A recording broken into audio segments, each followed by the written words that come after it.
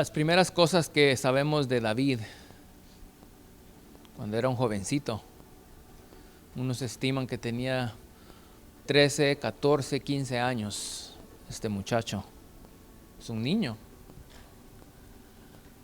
Ahora los niños de ese tiempo eran,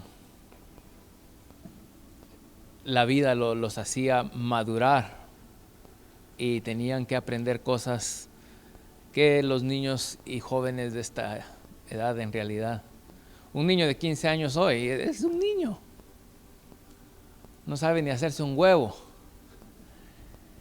Pero David, una de las cosas primeras que sabemos de él es de que él cuidaba las ovejas y llegaba un león, un oso, y David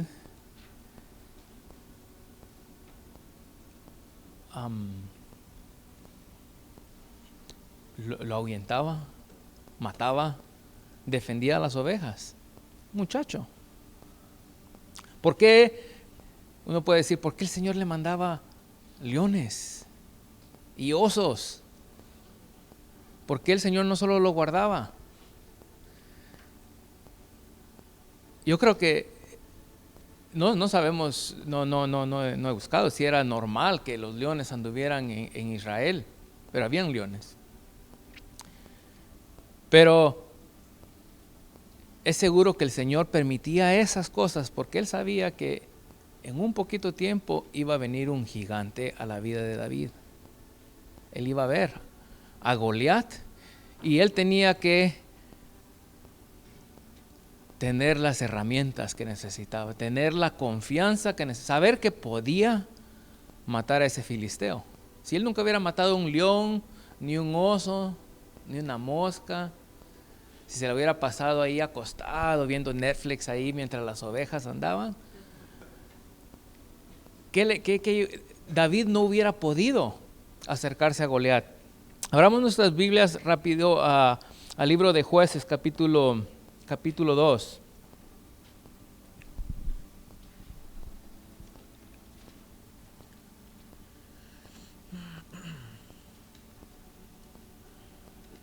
Versículo 16. Dice, y Jehová levantó jueces que los librasen de mano de los que les despojaban.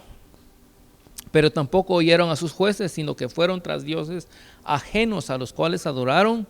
Se apartaron pronto del camino en que anduvieron sus padres obedeciendo a los mandamientos de Jehová. Ellos no hicieron así. Brinquemos al capítulo 3. Estas pues son las naciones que dejó Jehová para probar con ellas a Israel, a todos aquellos que no habían conocido todas las guerras de Canaán, solamente para que el linaje de los hijos de Israel conociese la guerra, para que la enseñasen a los que antes no la habían conocido, los 5 príncipes de los filisteos, todos los cananeos, los sidonios y los heveos que habitaban en el monte del Líbano, desde el monte de Baal-Hermón hasta llegar a Hamat.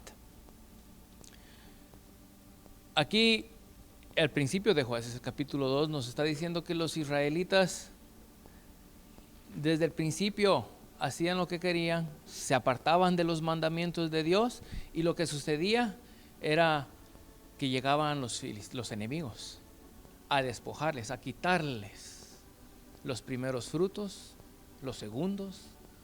Ellos cosechaban para el enemigo, todo, sus mujeres, sus niños eran para el enemigo.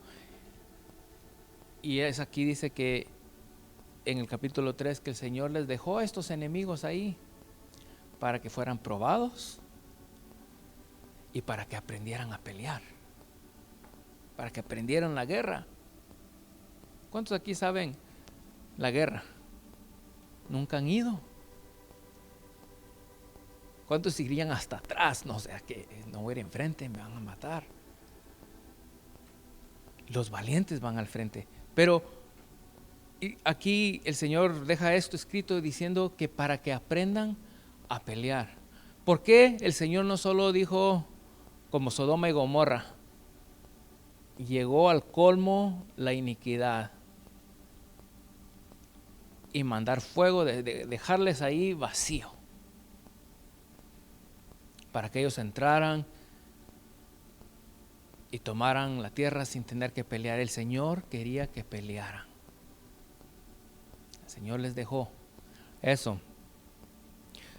De esa misma manera nosotros hoy, ¿por qué el Señor simplemente no solo me quita esto? ¿Por qué no solo me da la gracia? ¿Qué le cuesta al Señor solo darme la paciencia? Él ya sabe cómo es mi esposo. ¿Por qué no solo me da la paciencia? ¿Por qué no solo lo cambia? ¿Por qué no solo el Señor nos quita nuestros enemigos? Hasta el pecado que nos tienta. Porque el Señor quiere que aprendamos la guerra, a pelear. ¿Cuántos están luchando? Dice Pablo que nuestra guerra es espiritual, no es contra carne ni sangre, dice. Pero nosotros estamos peleando esta guerra, o estamos muy tranquilos. El Señor se va a encargar, o es que es muy difícil, el Señor sabe que yo no puedo. El Señor les dijo desde el principio a Israel que Él no los iba a dejar ni desamparar, que Él iba a pelear por ellos. Pero tenían que aferrarse a su palabra, confiar en Él y caminar en sus estatutos. Era lo que ellos tenían que hacer. Hacer lo que el Señor les había dicho. Entonces el Señor iba a pelear por ellos. Y era lo que Josué les dijo. Sí podemos conquistar esta tierra. Está fácil. El Señor los va a destruir. Pero todos los demás decían, no, están muy grandes. Es la naturaleza humana, hermanos, que pensar que las cosas van a salir bien. Es algunos más que otros. Hay un concepto en que los psicólogos le llaman, en español le llaman es ilusión del indulto. Yo no entendí lo que decía, pero en inglés es delusion of reprieve.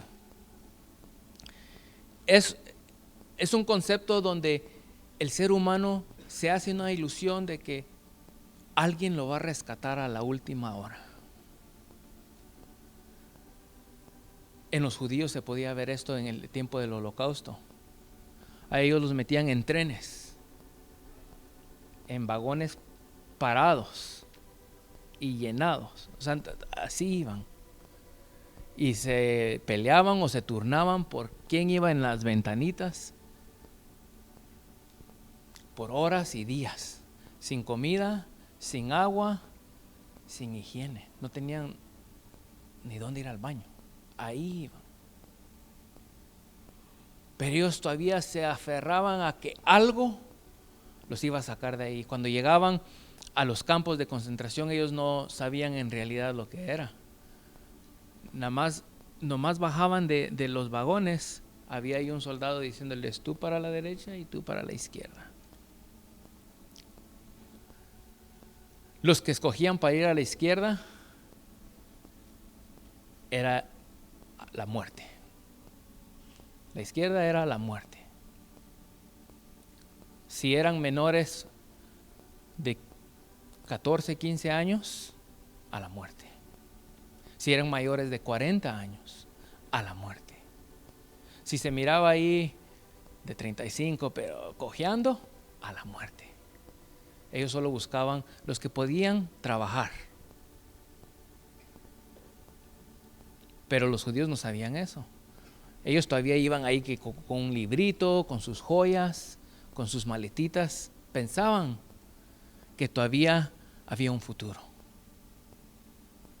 Pero estos nazis eran astutos. Les decían que los iban a bañar primero y los iban a proveer salud les daban jabón y toalla para que no se alocaran. Porque si les decían, no, aquí los vamos a matar, les daban su jabón, su toalla, hasta les decían, dejen sus cosas ahí y amarren los zapatos juntos para que los puedan encontrar después. No era para que ellos no tuvieran dificultad juntando los pares. Se vestían de blanco como doctores para darles la ilusión de que todo iba a estar bien. Y en todo esto, ellos, cada vez se iba empeorando la cosa, les quitaban todo.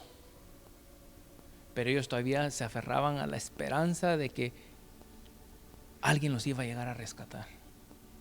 Y así millones murieron pensando que tarde o temprano alguien nos iba a rescatar. Pero el ser humano es así. Muchos que están en cadena perpetua, que viene la muerte, viven con eso de que un juez va a sacar a alguien, va a pelear por mí, alguien a la última hora va, y eso les da fuerza para no desmayar. Y eso somos nosotros en nuestra vida espiritual, pensando que tarde o temprano la guerra se va a ganar, tarde o temprano yo voy a estar bien, algo va a suceder, algo me va a salvar, algo me va a sacar adelante. Y nos olvidamos de que el Señor nos ha dicho que Él quiere que caminemos en sus estatutos.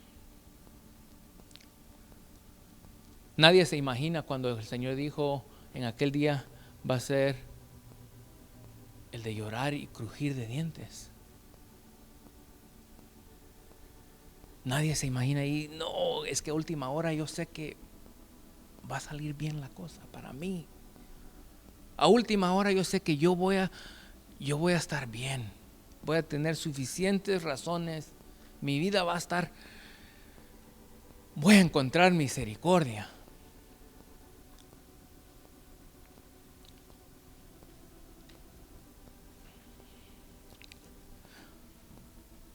Cuando los judíos miraban que alguien, porque ahí, aunque estaban prisioneros, había contrabando. Y a veces cambiaban un plato de comida por un cigarrillo. Pero cuando ellos miraban que alguien ya se andaba fumando los cigarritos y ahí acostado, ellos decían, ya se va a morir. ¿Por qué? Porque él había perdido todo interés, se había rendido. En la Navidad de 1944 registran donde hubo más muertos que cualquier otro tiempo ese año, porque alguien había tenido un sueño, que él había visto que venía libertad y que iban a estar con sus queridos para la Navidad. Y cuando vieron que no sucedió, se apagó su espíritu y murieron. No tenían por qué pelear. El Señor nos está llamando a la guerra, a pelear espiritualmente por tu propia vida. El Señor quiere que pelees la buena batalla. Juan dice que el Espíritu de Dios nos va a guiar a toda la verdad, pero Romanos también dice que por su injusticia no oyen la verdad, rechazan la verdad. Vamos ahí a Romanos 1:18.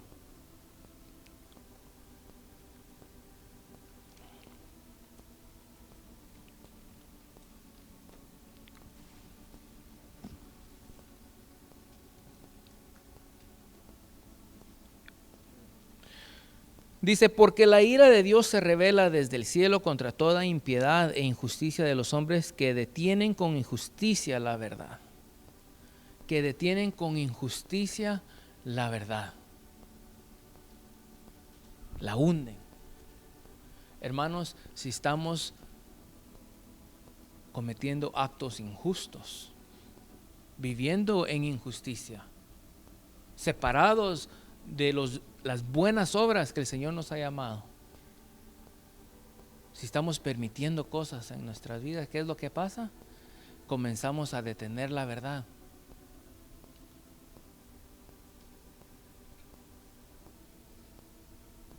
Apagar la verdad.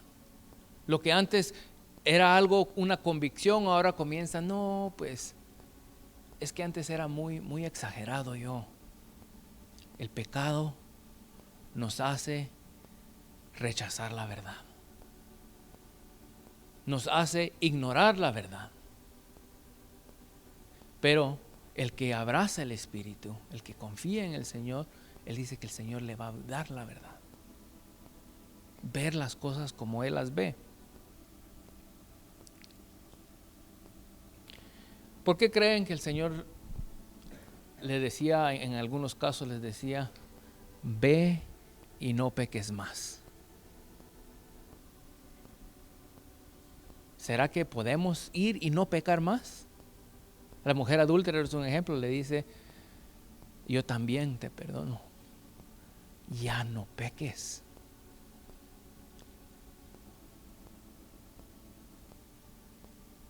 Al el de Juan 5 de Bethesda también le dijo, ya no peques. ¿No creen que el Señor nos está diciendo eso? ¿No, es algo para nosotros? No peques más. Pedro nos dice, hablando de un verso de Levítico, que sed santos porque yo soy santo.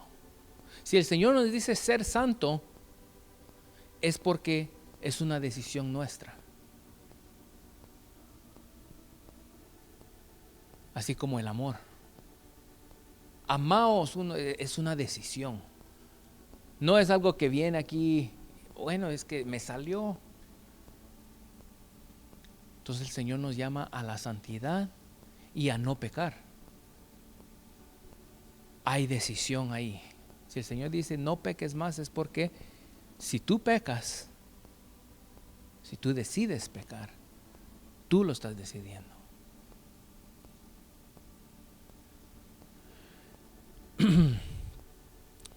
En la Biblia, en los Jueces, encontramos que habían generalmente dos tipos de ídolos, de idolatría. Los Baales, Molec, eran imágenes. Y hay otros que la Biblia les llama acera, palos de acera. Los de acera siempre se me ha hecho muy curioso porque no hay mucha información de lo que en realidad eran estos lugares altos, los lugares altos. Porque de Baal hay mucho, de Molec hay mucho. Hay historiadores que hablan de cómo sacrificaban a Baal, cómo sacrificaban a Molec. Pero estos lugares altos hay muy poca información. Lo más que se encuentra eran a veces un árbol que ya estaba ahí, solo llegaban y le hacían una imagen. Y llegaban y le echaban aceite o vino. Pero muchos de los reyes, cuando decidían limpiaban todo. Mataban a los sacerdotes de Baal, destruían los Baales. Pero muchas veces dice, pero a los lugares altos, a acera, ahí la dejaban. ¿Por qué? Estos israelitas llegaban con vino a estos árboles y le echaban. Porque Acera era el dios de la fertilidad, el dios de la prosperidad. Quiero tener más vino, quiero que mis cosechas salgan. Llegaban y le echaban un poquito de vino. No funcionaba. Pero si ellos pedían lluvia y ese día llovía, ellos sentían que funcionaba. Pero la razón que muchos reyes no quitaban a los de acera, a los ídolos de acera, era porque eran insignificantes. Yo podía ver una relación como nosotros hoy. Así como ellos desperdiciaban sus bienes, el aceite, el vino, en acera, en cosas que no tenían en realidad vida como Dios.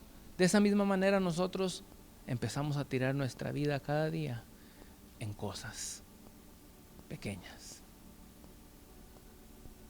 Lo más importante para nosotros es el momento. Acera era como la gratificación instantánea. Era fácil, era barato. Todos eran capaces de llegar a un lugar alto y llevar su sacrificio a un ídolo. No era como sacrificar a Baal, eso sí ya era más, un nivel más alto en la idolatría. Pero Acera era menos grave.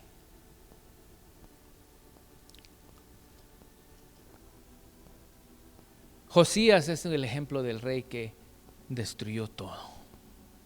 Y es el ejemplo que nosotros debemos de seguir para prepararnos para la guerra. Hermanos, si el Señor nos está llamando a la guerra, hay que prepararnos.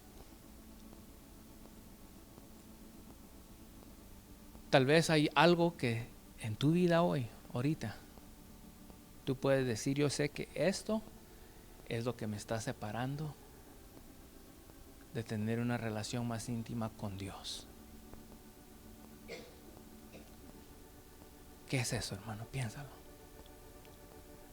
Esto me está separando, o estas cosas.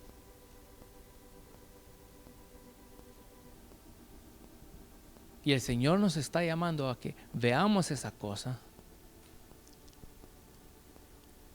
y determinar que esa cosa ya no esté ahí. Josías es el que empezó en su vida cronológica. Primero dice que él empezó a limpiar.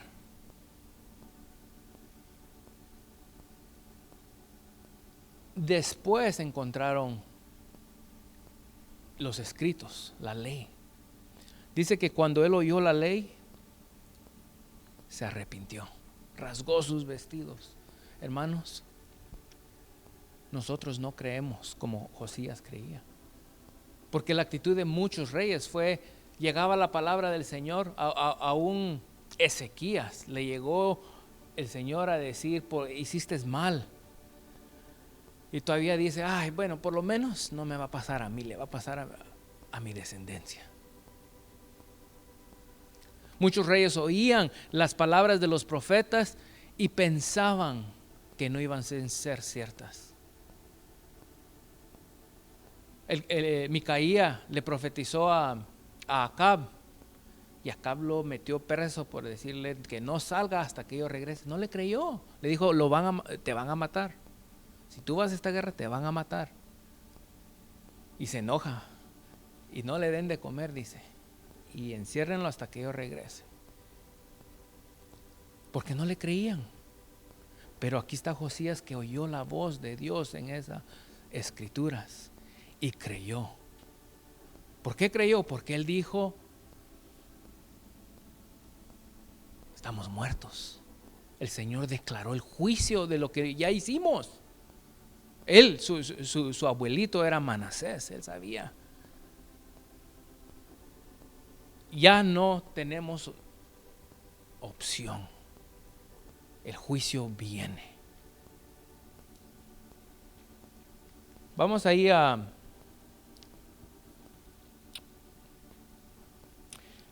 Segunda de Reyes 22.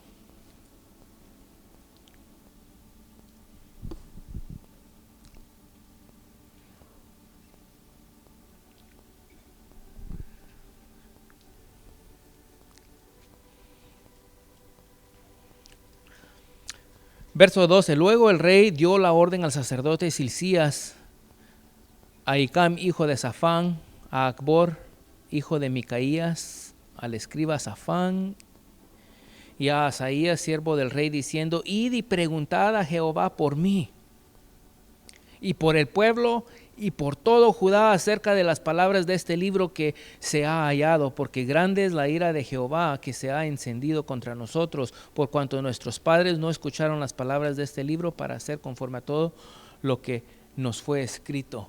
Hermanos, ¿cuántas veces no hemos oído que el Señor va a vomitar al tibio?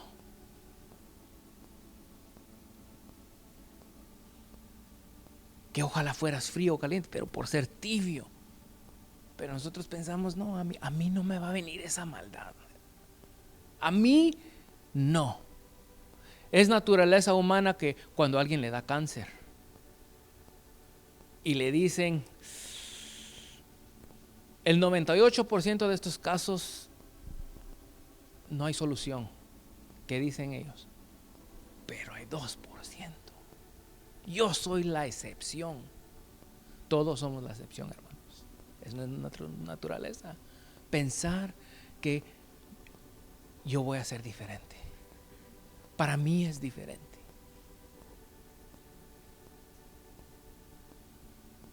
Muchos judíos no podían creer que ahí iba a ser su fin, que tarde o temprano algo los iba a rescatar. Pero aquí está Josías, nomás oyendo estas palabras, penetraron, las oyó, las creyó y dijo: esto va a suceder. Ir y preguntarle a Jehová.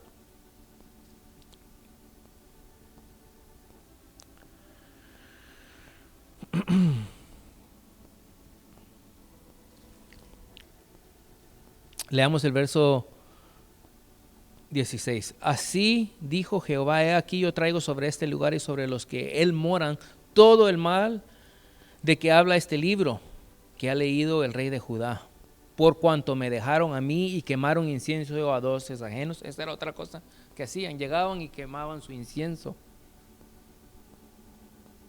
Era algo fácil de ir a hacer, poniendo su esperanza, su deseo de prosperar en un arbolito,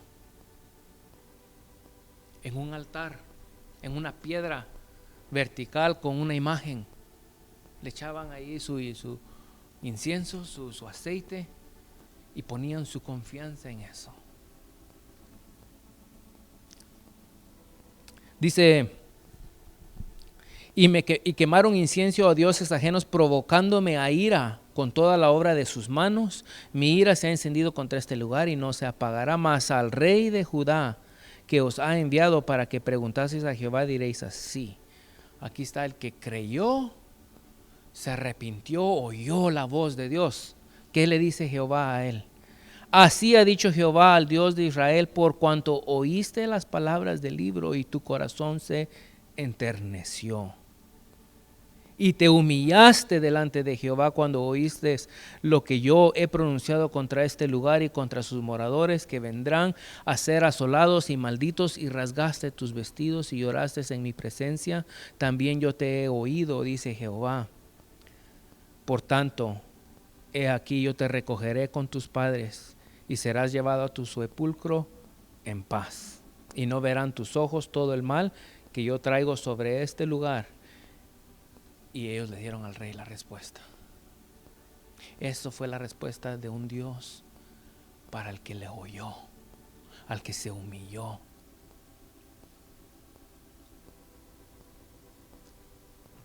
Cuando nosotros leemos las Escrituras, cuando nosotros oímos la voz del Espíritu, cuando el Señor nos toca, viene el Espíritu Santo y trae convicción.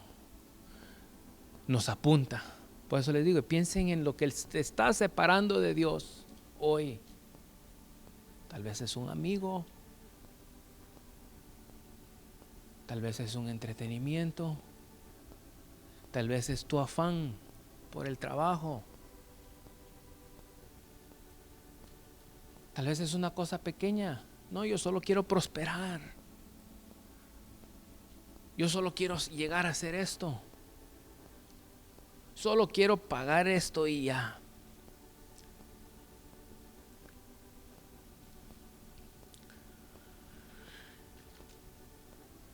Después Josías, que oyó la palabra del Señor, lo primero que hizo es ir y lo compartió con todo el pueblo. Todos tienen que oír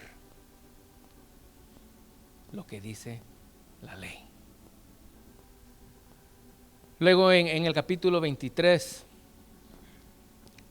versículo 3 dice: y poniendo el rey en pie junto a la columna, hizo pacto delante de Jehová, de que irían en pos de Jehová y guardarían sus mandamientos, sus testimonios y sus estatutos con todo el corazón y con toda el alma, y que cumplirían las palabras del pacto que estaban escritas en aquel libro. Esto es lo que el Señor quiere encontrar en nuestros corazones hoy.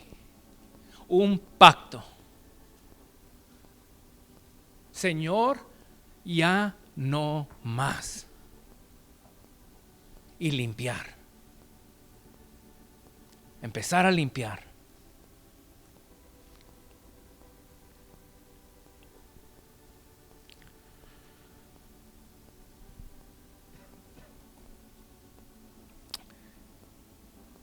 Entonces mandó el rey al sumo sacerdote Hilcías, a los sacerdotes de segundo orden y los guardianes de la puerta que sacasen del templo de Jehová todos los utensilios que habían sido hechos para Baal, para Acera y para todo el ejército de los cielos, y los quemó fuera de Jerusalén en el campo de Cedrón.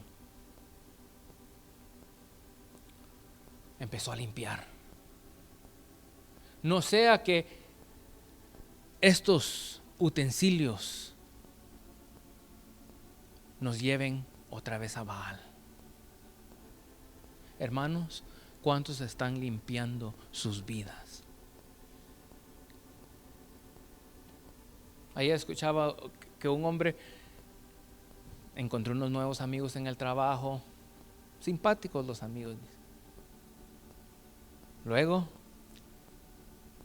lo llevaban a hacer apuestas al casino.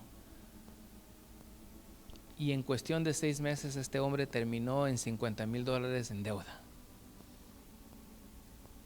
Porque estas sus amistades lo expusieron y empezó él a caer en el vicio. Perdió el control. El consejo para él fue: tienes que cambiarte de ciudad, irte a un estado donde no hay. ¿Por qué? Porque si se quedaba en el estado no aguantaba. Pasar cerca, estar cerca, al alcance. Hermanos, ¿cuántos tenemos lo que nos está separando de Dios? En un lugar alto, ahí al alcance. Sí, yo sé que este es el problema. Yo sé que pierdo mucho tiempo en mis videos, pero hay que pagar la suscripción. Es que tengo una cuenta ya Grandfather, son más baratas. Si la cancelo me van a cobrar bien caro después. Hermanos, hay que poner muros, hacer un pacto de limpiar. ¿Qué me está separando de Dios? Y voy a limpiar, sacar todas las herramientas que me acerquen a eso.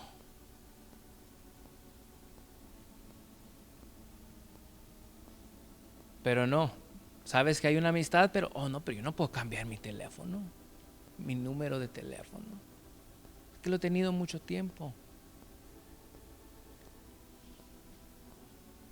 Yo no voy a cambiar de trabajo, prefiero mi amistad.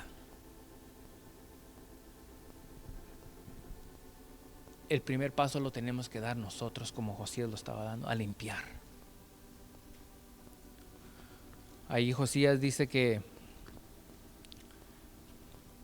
limpió desde Geba hasta Beerseba. Era todo el reino. Es como decir, from sea to shining sea. Si alguien dijera limpiaron los Estados Unidos de océano a océano, ¿qué quiere decir?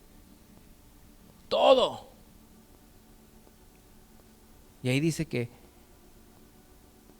Josías dice que desde Geba a Berseba, todo el reino pasó limpiando. No dejó nada. Cada colina, cada lugar alto, cada arbolito con imagen, lo botaba.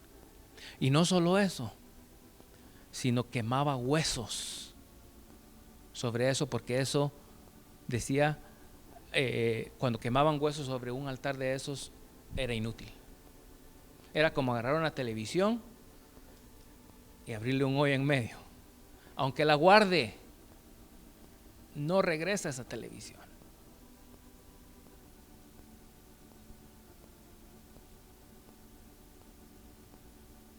Y aquel pecado aqueo que nos está deteniendo de correr en pos de Dios es como para agarrarlo y quemar huesos sobre él. Nunca más. Nunca más. Por eso cuando Jesús dice no peques más, eso es lo que quiere decir. No le dijo a la mujer no peques más, pero sigue con tus amigos, sigue con tu vida igual, simplemente no peques más. No, ella tenía que hacer cambios. Iban a hacer cambios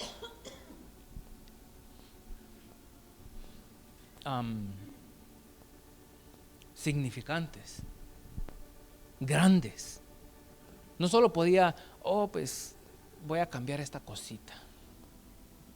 Desde cómo se vestía, a dónde vivía, a qué hacía durante el día, todo tenía que cambiar en la vida de esa mujer para ella poder decir no peques más. Todos sabemos del templo de Salomón. Salomón hizo un templo. Este templo era tan sofisticado como el tabernáculo de Moisés. Muchas veces pensamos que el templo de Salomón era una maravilla. Pero la Biblia es muy clara que Dios le dio a David instrucciones, detalles, así como le dio a Moisés para hacer el tabernáculo de Moisés. Solo que en Éxodo encontramos los detalles hasta de más. No, son bromas, pero a veces uno dice, ¿para qué quiero saber yo cuántos clavos? ¿Y de qué? Pero en Crónicas encontramos un resumen más pequeño, más fácil de leer. Pero sí dice que todas esas instrucciones Dios se las dio a David de cómo hacer. No, Salomón no solo dijo, bueno, hagámoslo más grande. Porque él puso, por ejemplo, la fuente, le puso 12 animales abajo, bueyes, y puso la fuente. Eso no, ¿de dónde se sacó esa idea? Salomón. El altar más grande lo hizo. El templo era más grande. De ahí sacaron otras fuentecitas más pequeñas. ¿De dónde sacó Salomón esas ideas? Venían de Dios a través de David. Él le dejó escrito todo lo que tenía que hacer. Y Salomón dedica el templo, hizo una plataforma de bronce como de este tamaño, altura, se paró ahí, vio al pueblo y se hincó y levantó las manos el día de que inauguraron el templo y dijo: Señor, si el pueblo va en pos de otros ídolos y vienen los enemigos y los comienzan a destruir, si ellos vienen al templo y claman, tú los oirás. Si alguien viene aquí y hace un pacto, tú lo oirás. Y comienza a dar una lista.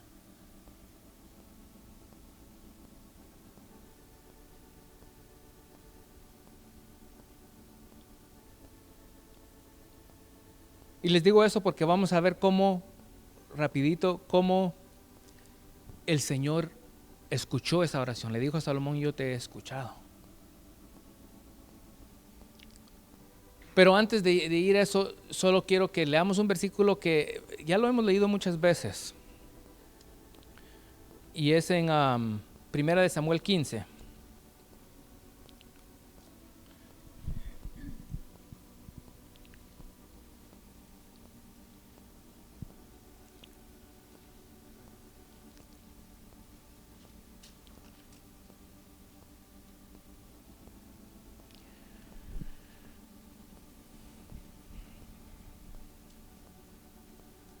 Versículo 23, o empecemos en el 22. Dice, y Samuel le dijo, ¿se complace Jehová tanto en los holocaustos y víctimas como en que se obedezca a las palabras de Jehová? Ciertamente el obedecer es mejor que los sacrificios y el prestar atención que la grosura de los carneros. El 23 dice, porque como pecado de adivinación es la rebelión y como ídolos e idolatría la obstinación.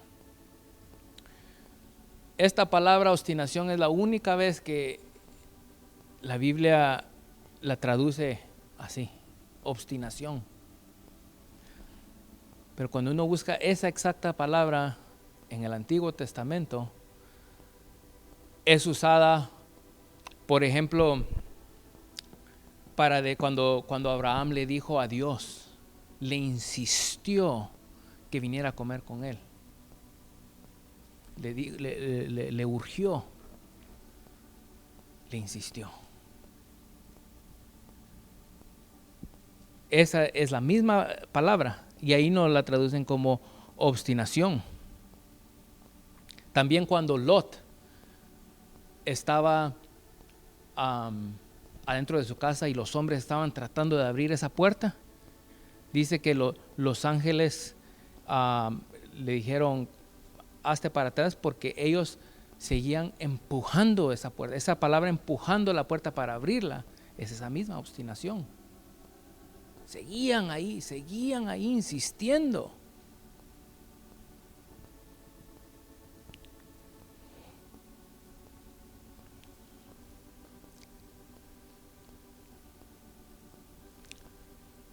Cuando Elías fue elevado al cielo, dijeron, hay que ir a buscar a Elías, tiene que estar su cuerpo en algún lado. Y Eliseo les dijo, no lo van a encontrar.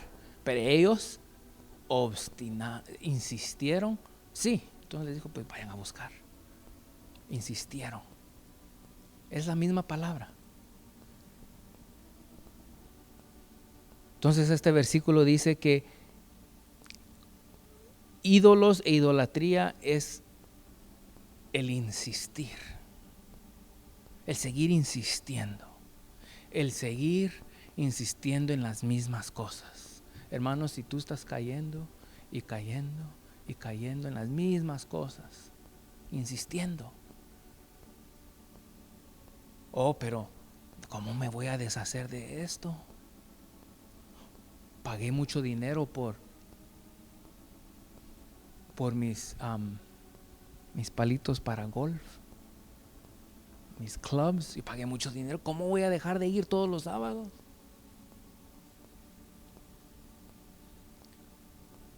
Eso es la idolatría. El seguir insistiendo y cayendo en lo mismo es idolatría. Jesús nos dice, no peques más.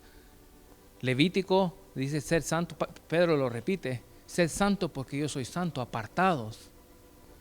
Y si nosotros seguimos cayendo en lo mismo y cayendo en lo mismo, es idolatría. ¿Qué debemos de hacer?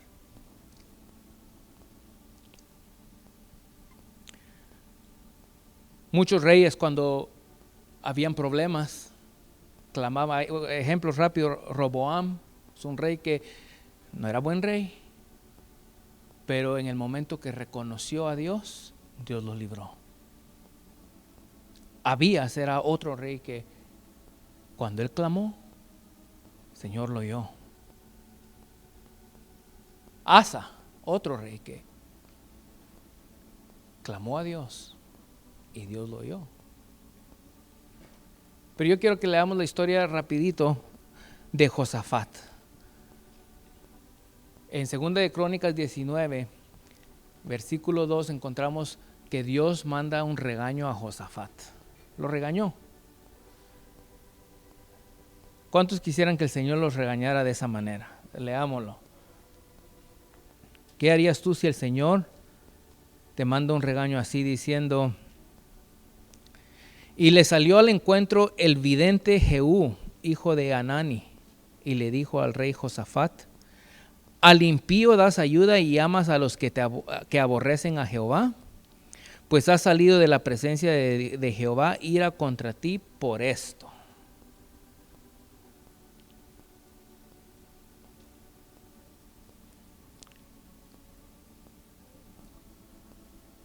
Por esto.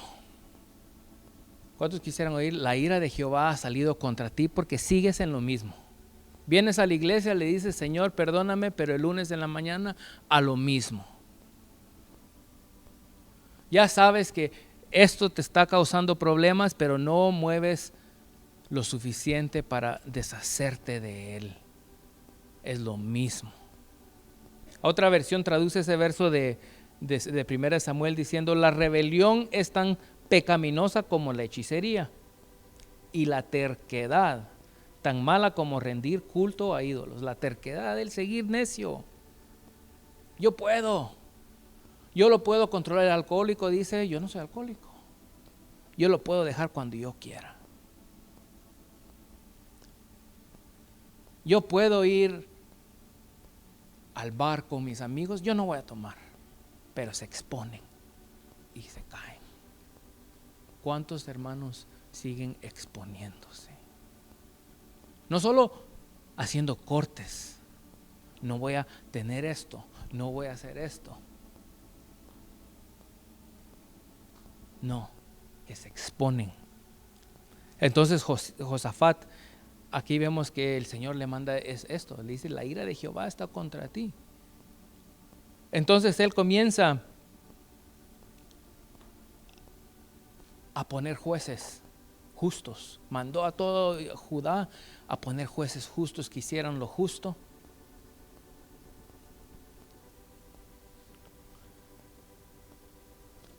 Empezó a limpiar.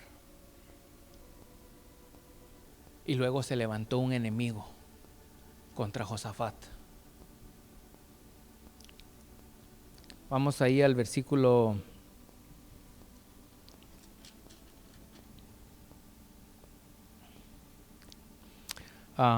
capítulo 20.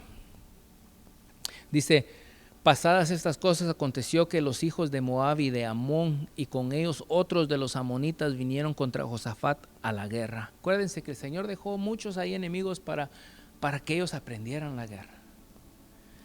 Y dice: y acudieron algunos y dieron aviso a Josafat diciendo: contra ti viene una gran multitud del otro lado del mar y de Siria. Y he aquí están en Asesnón Tamar, que es en Gadi. Entonces él tuvo temor. Y Josafat se humilló su rostro para consultar a Jehová e hizo pregonar ayuno a todo Judá. Y se reunieron los de Judá para pedir socorro a Jehová, y también de todas las ciudades de Judá vinieron a pedir ayuda a Jehová.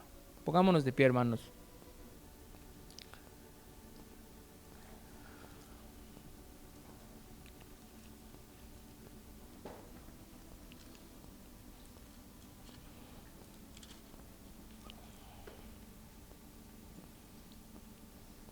Tuvo miedo. El Señor ya había pronunciado juicio sobre Josafat, pero él se humilló delante del Señor. El versículo 9, él le ora al Señor y le dice: si mal viniere sobre nosotros su espada de castigo, o pestilencia o hambre, nos presentaremos delante de esta casa y delante de ti. Él estaba parado donde Salomón estaba parado unos 200 años antes, diciendo: Señor, ayúdanos, postrado. Y a causa de nuestras tribulaciones clamaremos a ti, y tú nos oirás y salvarás. Ahora pues he aquí los hijos de Amón y de Moab y los del monte de Seir, a cuya tierra no quisiste que pasase Israel cuando venía de la tierra de Egipto. Verso 12 dice: oh Dios nuestro, ¿no los juzgarás tú? Porque en nosotros no hay fuerza contra tan grande multitud que viene contra nosotros. No sabemos qué hacer y a ti volvemos nuestros ojos.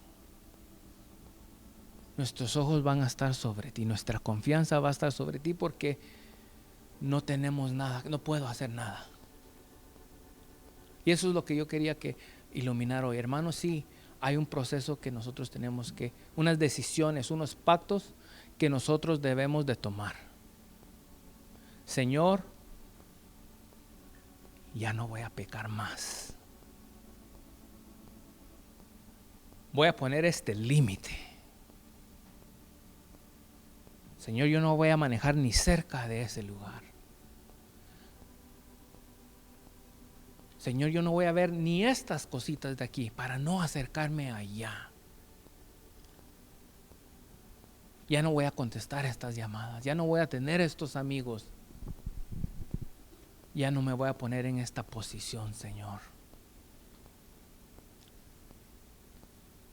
Y entonces dice Deuteronomio que el Señor es el que pelea la batalla. El Señor va a pelear la batalla.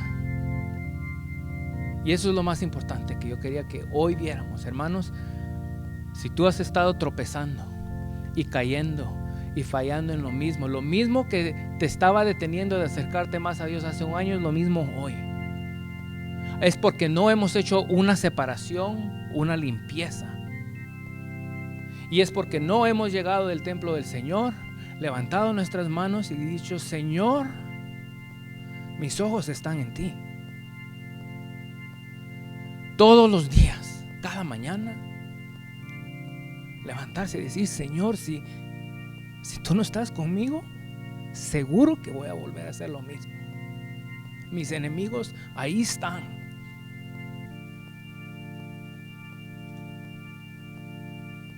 Si no leemos las escrituras hoy, Señor, si tú no me das un verso hoy que, como vimos al principio, que el Espíritu nos lleva a la verdad, no voy a tener verdad.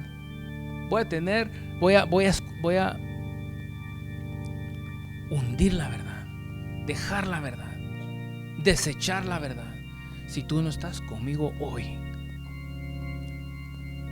¿Tú crees que tú vas a vencer la lujuria? ¿Vas a vencer la codicia, el enojo, la falta de paciencia? Esos pecados que nos están hundiendo. No podemos. Es grande, el gigante es grande. El Señor quiere que tú aprendas a pelear en oración. Es una guerra espiritual. Quiere verte orar. ¿Por qué seguimos en lo mismo? Es porque no has ni ayunado, no has orado. Tal vez hay alguien aquí que nunca ha clamado. Solo son oraciones así: Señor, por favor, ayúdame. Pero aquí estaba Josafat diciendo: Señor, tú dijiste que si veníamos delante de este templo nos ibas a escuchar. No tenemos nada que hacer, no podemos hacer nada. Y dijo, al final dijo que nuestros ojos están puestos sobre ti, Señor. Y dice que ellos fueron y solo se pararon ahí, y el Señor los libró. Los enemigos se pelearon entre sí y los derrotaron. Y no solo los derrotaron, cuando ellos llegaron ahí a donde habían sido derrotados, tenían todo el fruto de la guerra, el botín. Por 3 días pasaron recogiendo. Y el Señor hizo todo. Ellos lo único que hicieron es llegar delante del Señor y humillarse. Pero ahorita tú tal vez estás en el lugar donde los enemigos te están robando todo. Tu dinero se desaparece. Tu tiempo se desaparece, no te alcanza. Tus relaciones están siendo destruidas. Tu relación con tu esposo, con tu esposa, con tus hijos. males entendidos, no hay paz.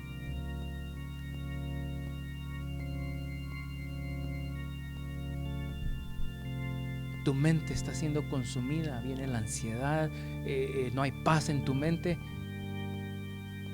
te has llenado de basura.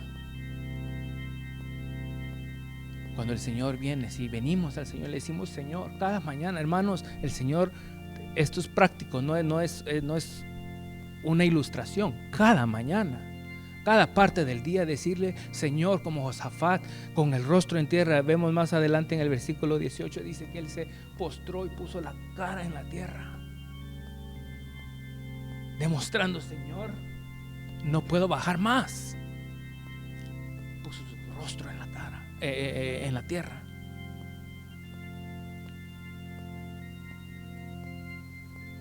Por eso es que seguimos iguales, porque nuestras oraciones son cada mes: ay, sí, Señor, mira, sigo igual.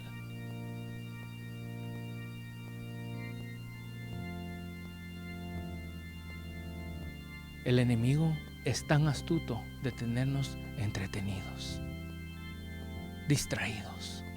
Hermanos, es una astucia de este tiempo, de Satanás, de tenernos distraídos con cualquier cosa, hermanos. No se trata del teléfono, se trata de que en todo hay algo, hay una estimulación. En cualquier, uno no puede ni manejar porque hay anuncios.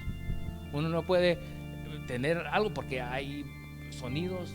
Todo es una estimulación al alma. Algo que leer, algo que escuchar, algo que ver, algo que oír, algo que entender. Siempre hay algo. Y el Señor nos está llamando a que nos encerremos. Hermanos, esto es de vida a muerte y ya no hay tiempo. Ya no hay tiempo de dejarlo ahí. El que no está orando, viniendo delante del Señor: Señor, aquí están mis enemigos y no puedo, pero sí me puedo poner en tierra y decirte: Señor, ayúdame. Y clamar. El Señor oirá, dice, y vendrá, y Él es el que va a matar los enemigos. No tenemos tiempo de ver más, pero nos hemos olvidado de la armadura que el Señor nos ha dejado. Alguien que no sabe ni cuáles son las armaduras aquí, hermanos, como les dije al principio, no va a estar bien todo al final. Como les mencioné, que los judíos pensaban que tarde o temprano algo los iba a sacar. Hermano, si tú no estás bien parado, vas a caer. Si tú no estás clamando, vas a caer, hermano. Si no estás leyendo, vas a caer. It's not gonna be okay.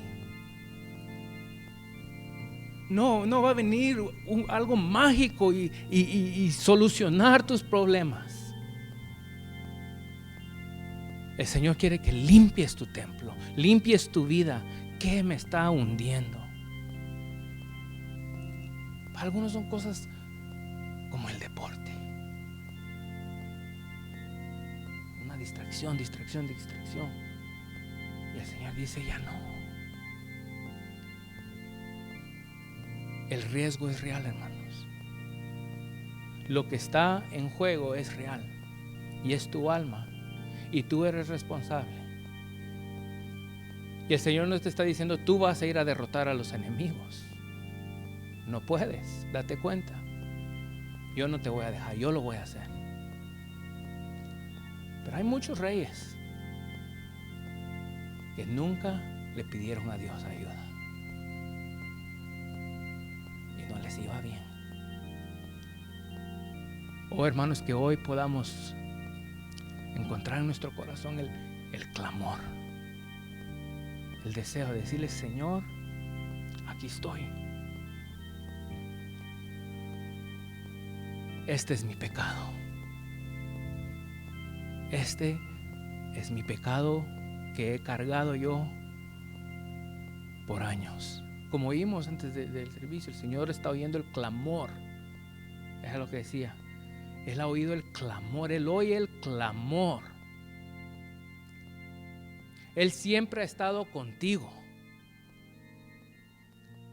Pero tienes que permitir que el Espíritu trabaje. David conocía la salvación de Jehová mejor que nadie. Él escribió diciendo: Jehová es mi luz y mi salvación, ¿de quién temeré? Jehová es la fortaleza de mi vida, ¿de quién he de atemorizarme? Cuando se juntaron contra mí los malignos, mis angustiadores y mis enemigos para comer mis carnes, ellos tropezaron y cayeron. Eso es lo que los enemigos quieren hacer, hermanos: destruirnos, comernos. Aunque un ejército acampe contra mí, no temerá mi corazón. Aunque contra mí se levante la guerra, yo estaré confiado. Una cosa he demandado a Jehová, esta buscaré: que esté yo en la casa de Jehová todos los días de mi vida, para contemplar la hermosura de Jehová y para inquirir en su templo. Eso es lo único que él pedía, que él hacía. Yo voy a buscar a Jehová. Y luego él sigue hablando: porque él me esconderá en su tabernáculo en el día del mal, me ocultará en lo reservado de su morada, sobre una roca me pondrá en alto. Luego levantará mi cabeza sobre mis enemigos que me rodean, y yo sacrificaré en su tabernáculo sacrificios de júbilo. Cantaré y entonaré alabanzas a Jehová. Luego dice: oye, oh Jehová, mi voz con que a ti clamo. Ten misericordia de mí y respóndeme. Mi corazón ha dicho de ti: buscad mi rostro. Tu rostro buscaré, oh Jehová. No escondas tu rostro de mí, no apartes con ira a tu siervo. Mi ayuda has sido. No me dejes ni me desampares, Dios de mi salvación. Aunque mi padre y mi madre me dejaran, con todo Jehová me recogerá. Enséñame, oh Jehová, tu camino, y guíame por senda de rectitud a causa de mis enemigos. No me entregues a la voluntad de mis enemigos. Oh hermanos, ¿qué quiere hacer el enemigo contigo? ¿Cuál es su intención? ¿Es de prosperarte? Porque se han levantado contra mí testigos falsos y los que respiran crueldad. Hubiera yo desmayado si no creyese que veré la bondad de Jehová en la tierra de los vivientes. Aguarda a Jehová, esfuérzate y aliéntese tu corazón. Sí, espera a Jehová. Eso es lo que el Señor quiere, esperar a Jehová, morar en su templo, buscarlo, clamarle.